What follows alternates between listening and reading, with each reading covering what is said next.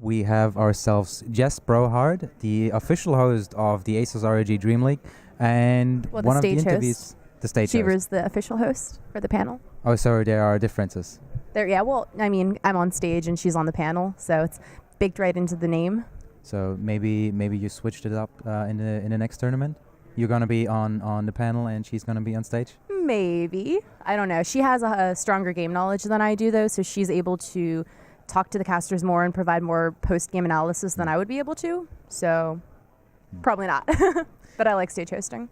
Okay, just a little bit about you as a person, because I think maybe a lot of people don't know where you really came from.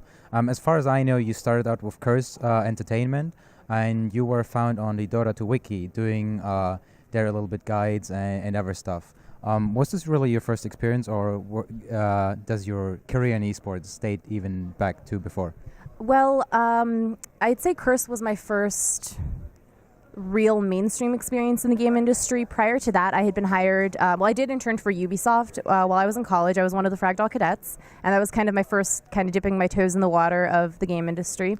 And that was nothing. Oh, sorry, you looked like you were going to say something. Sorry, no. Oh, okay.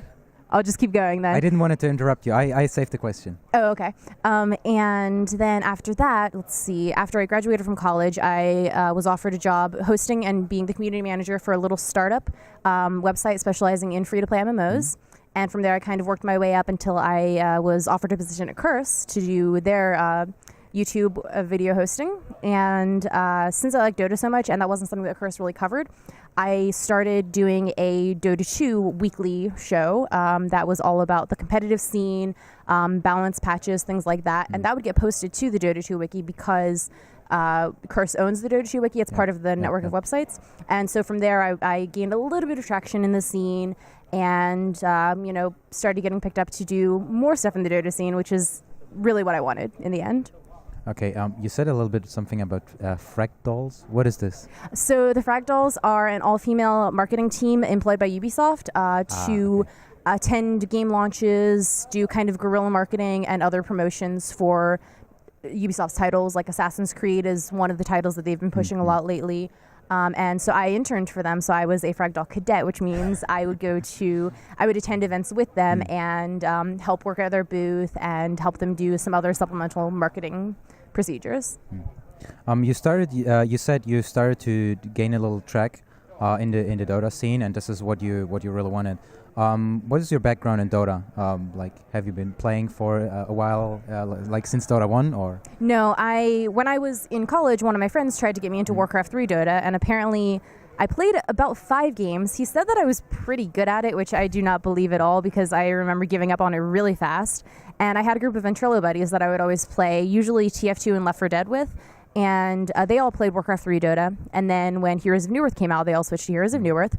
So I picked that up and I chose Pebbles and I ran mid and I hit the tower and I died to the tower. And that's when I learned that I didn't understand how to play MOBAs or, action RTSs or whatever they like to call them nowadays. And so then finally when Dota 2 was announced, all my friends said they were going to switch to that. And I thought, okay, this is my chance to actually be able to play with them instead of going off and doing something else by myself while they all play Han. So I got into the Dota 2 beta probably end of 2011. And I was really bad at it because it was my first MOBA experience, but I was really determined to be able to play with them. So I just I grinded away until I was able to actually play somewhat in their bracket. And most of them obviously are a lot better than I am at the game. Still, I have my MMR is still below 3,000, but I have fun with it. I play for fun. Obviously I would like to improve my MMR if possible, but it's not one of my active goals. Everybody wants to. Everybody at any, even like 4.5K players, I say, oh, that's a pretty good MMR. And they're like, oh no, I'm trash. I'm still trying to get better. No, I mean, they're also serious. I mean, look at Envy. He says, I want to get over 7K someday. And I want to get over 3K someday. I can dream. Yeah, there's always breaking another wall. But coming a little bit back to your work in the Dota scene. So you worked for Curse. How did you end up going to DreamLeague as a host? So let's see, while I was working for Curse, toward the end of, I worked there for about a year and a half, and toward the end of my time there, James Too Good noticed me hosting videos for them, and he really liked my work, he really liked my hosting, so he brought me over for the TI4 qualifiers as part of the EU Hub.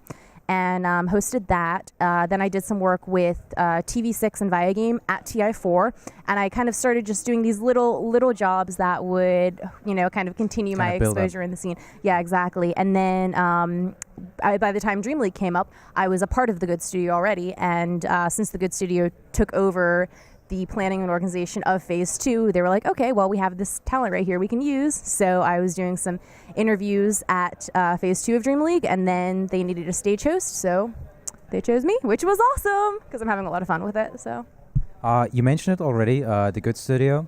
They have been posting a few videos. You have posted a few vlogs yourself in the house. Embarrassing. Oh, no, I mean, like, they're vlogs. They're like what's going on in my life, and people seem to like it. So, so are you still working with the Good Studio, and what is it kind of what you will do for them after DreamLeague? It's hard to say because right now the Good Studio hasn't been producing a ton of content, primarily because DreamLeague has been taking up so much of everyone's time. Would have been my next question. What are the secrets? But sure, continue. Yeah.